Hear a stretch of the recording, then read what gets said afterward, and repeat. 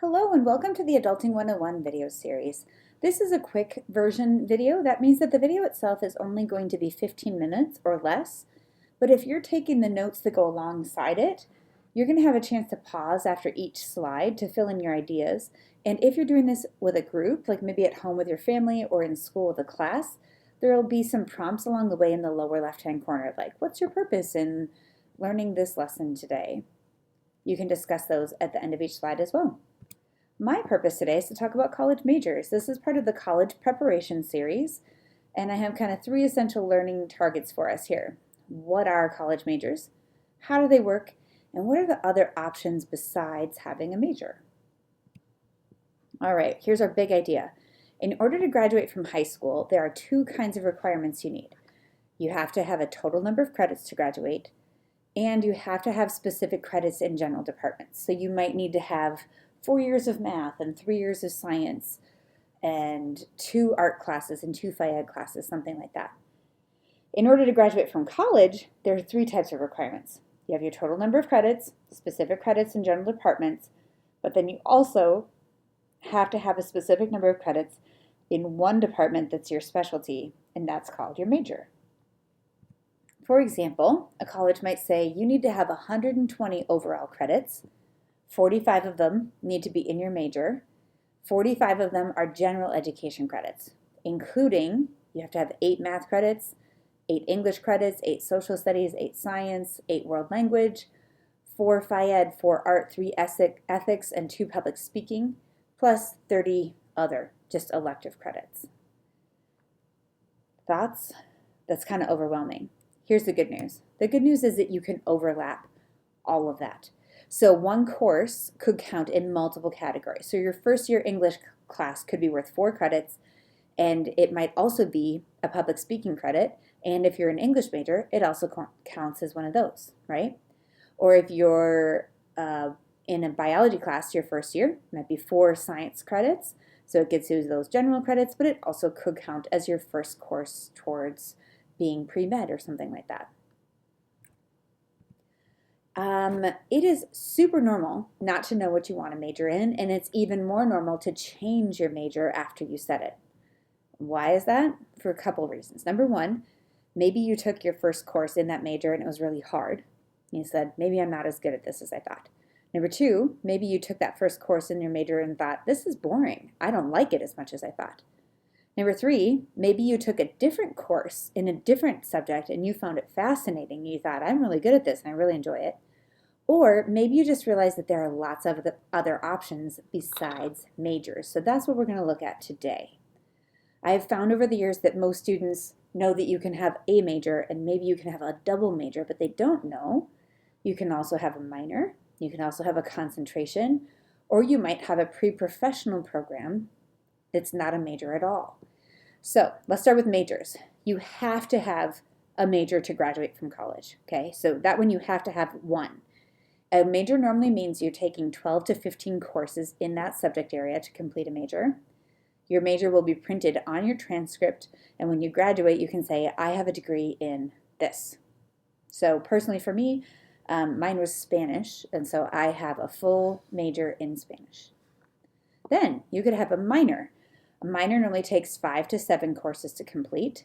It's also printed on your transcript. It might be related to your major, or it might not be. It might be a practical supplement to your major. We'll look at some examples.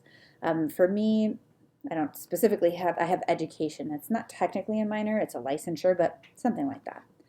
Then there's a concentration. A concentration normally takes 4 to 5 courses to complete. That's also printed on your transcript. It might be related to your major or it might not. And it might be related to a hobby or a possible side hustle. For me, I have a concentration in Latino studies. That means I took one history class about Latin America, one economics class about Latin America, one sociology class about Latin America. So basically every department on campus, I took their course related to Latin America. And then you can have a pre-professional program. So if you want to do pre-med because you want to be a doctor, pre-pharmacy because you want to be a pharmacist, pre-dentistry, pre-law, pre-physical therapy, those are not technically majors because those are programs that you have to go on to grad school to get that degree. But Your school can say, okay, if you want to be pre-med, you should take these biology classes and these chemistry classes and this psychology class. They're going to give you a preset list of courses that you're going to need to get into grad school.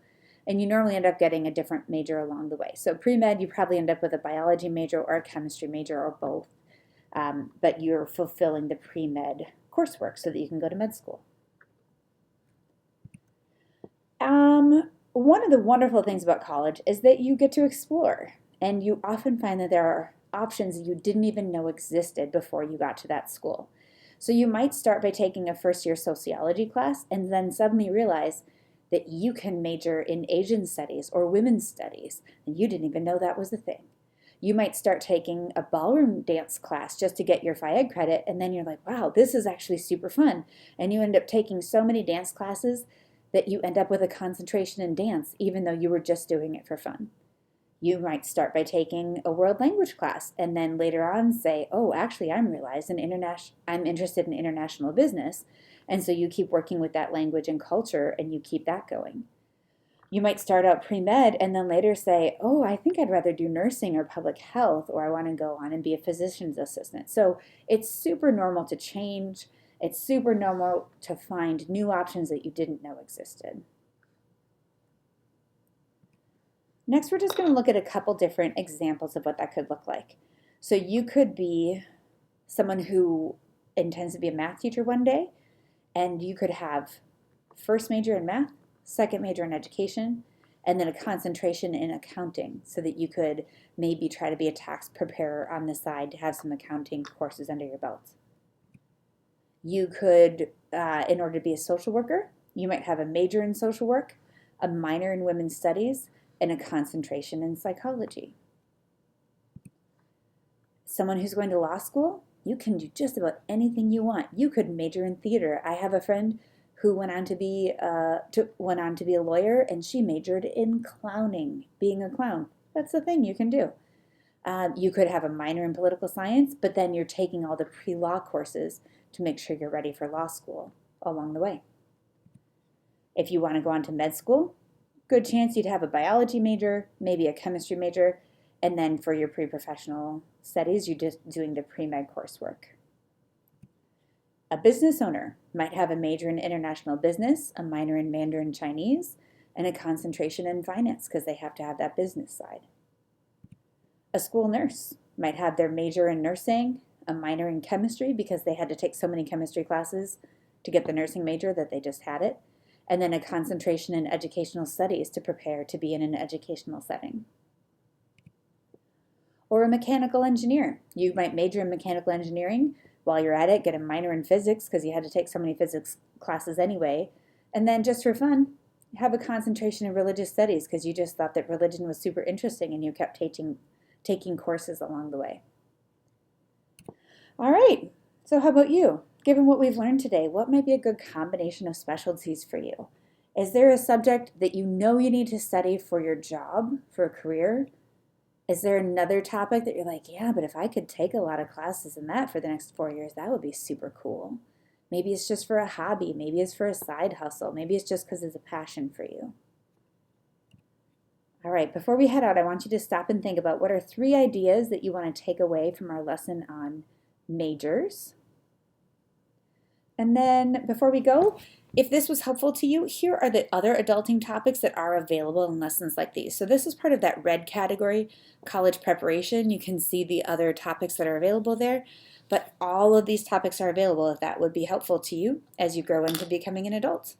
All right, good luck, and I wish you all the wisdom in the world as you choose your own college major.